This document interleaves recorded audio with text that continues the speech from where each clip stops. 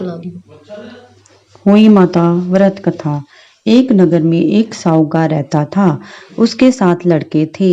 एक दिन उसकी स्त्री खदान में मिट्टी खोदने के लिए गई और ज्यों ही उसने जाकर कुंडाली मारी, त्यों से ही के बच्चे को कुंडाली की चोट से लग गई।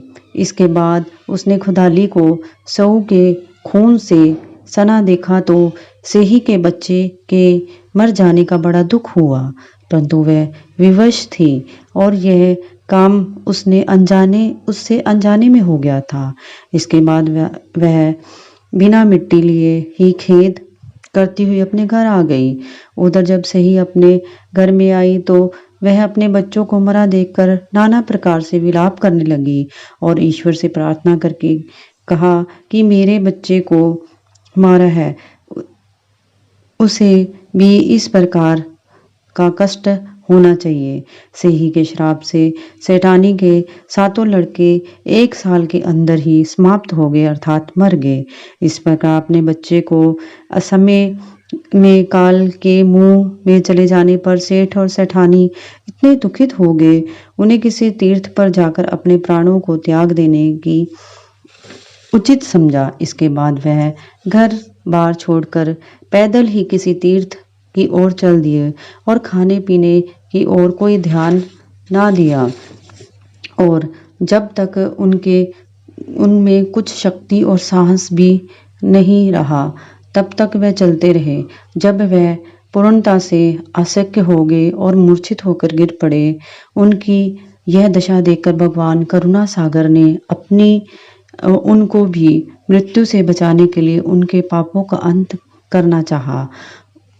और इसी अवसर पर आकाशवाणी हुई, हे सेठ, तेरी सेठानी ने मिट्टी खोदते समय ध्यान ना देकर सेही के बच्चे को मार दिया था। उसके कारण तुम्हें अपने बच्चों का दुख देखना पड़ा। यदि अब पुण्य जाकर तुम मन लगाकर गौ की सेवा करो और हुई माता देवी का विधि विधान से व्रत आरंभ कर प्राणियों पर सदा दया रखते हुए ये व्रत करो तो सब कष्टों से दूर हो जाओगे और भगवान की कृपा से पुण्य संतान का सुख प्राप्त होगा। इस प्रकार की आकाशवाणी सुनकर सेठ सेठानी कुछ आश्वासन हुआ और भगवती देवी का स्मरण करते हुए अपने घर को चले आए। इसके बाद श्रद्धा व शक्ति से केवल वही माता का व्रत के साथ गौ माता की सेवा करना आरंभ की और अपितु सब जीवों पर दया भाव रखते हुए क्रोध और द्रोष को परित्याग कर दिया। ऐसा करने के पश्चात भगवान की कृपा से सेठ सेठानी पुनः 7 पुत्र वाले होकर और पुत्र सहित संसार में नाना प्रकार के सुख भोग कर पश्चात स्वर्ग को चले गए। बोलिए होई माता जी की जय।